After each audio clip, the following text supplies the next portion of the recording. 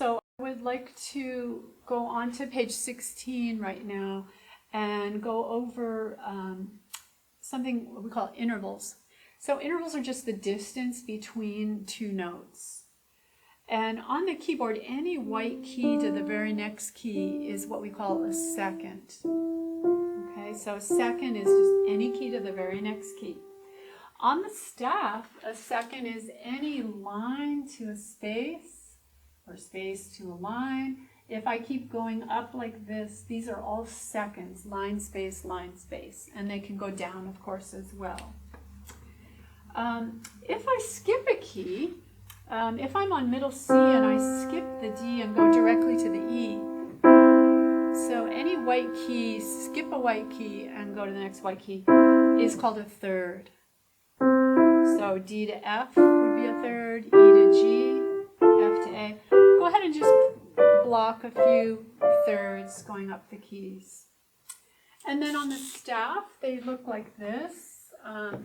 If we started on middle C, we could do a third above it, line, line. So it'll be a line to a line. If we started on a space note, let's start on this space, then we would want to go to the next space. So that's a third and that's a third. Two different ways that thirds can look. Seconds tend to look more similar. One's a line, one's a space.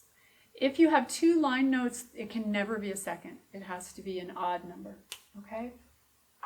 So you can see in the middle of page 16 some seconds and thirds on the staff there in the treble clef.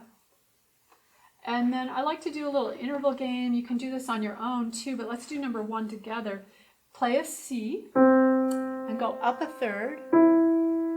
And you could name that note if you like. It's an E, right? Now go down a second. What do you get? D. Up a third. What do you get? F. And down a second. E. Now if we do number 2, this time let's just give me the name of the last note. So start on a D. You can use any fingers, doesn't matter. D, go up a second. Go up a third from there. Up a second from there. And down a third from there. What do you get? And hopefully you're on an F, right? Okay, now I want you to make the game a little bit harder. Put your hands in your lap and just look at your keyboard, all right? And I'll read off the intervals, and you're going to just look at your keyboard. Look at an E, go up a third. If you want, you can name that note. Go up another third, down a second from there, and up a third from there. And hopefully you got a C. So E, up a third, G, up a third, B, down a second, A, up a third, C.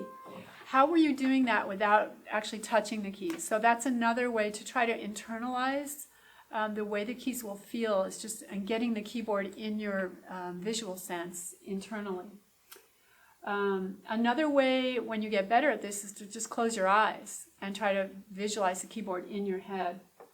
We'll do that more as we go on. Okay, so the last thing on page 16 is just 2 more little signs for what we call dynamic markings. So dynamic markings are how loud or soft your piece is going to be. P stands for the word piano, which is part of the name of your instrument, and forte stands for loud or strong in Italian. And we use Italian as the music language because they were the first publishers of music publications, and so it's standard for most countries will still use Italian notation in their music. And so I'd like to end with that, and in the next video we'll play our piece on the staff.